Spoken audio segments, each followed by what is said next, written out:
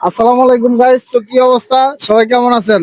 তো আমরা এখন আছি লোহাগাড়া, কেরানিয়ার পার হইয়া অল্প একটু সামনে লোহাগাড়া। তো এখানে রাস্তা আটকে আন্দোলন করতেছে অনেক মানুষ। তো বিগত ঘন্টাখানিক হয় এই জায়গায় জ্যামে বসে আছি। তো কাউকে জিজ্ঞেস করি যে কি অবস্থা রাস্তার।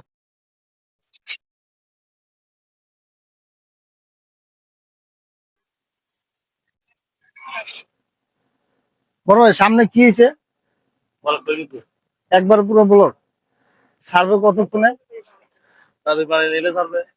মানে না, না মানলে সারাদিন থাকতে হবে।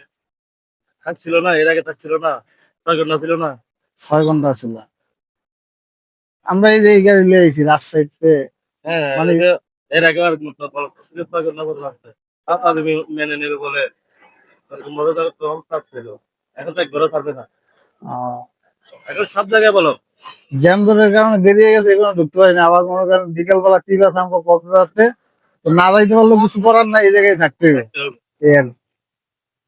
না থাকলে তো আপনার বোঝা যাচ্ছে। আহ, তো ঠিক আছে ভাই, ধন্যবাদ। তো দেখলেন রাস্তার পরিস্থিতি, অনেক গাড়ি ঘুরে যাইতেছে, রাস্তার অবস্থা পুরো ভয়ানক, যার কারণে মানুষ চলাচল করতে পারতেছে না। রাস্তা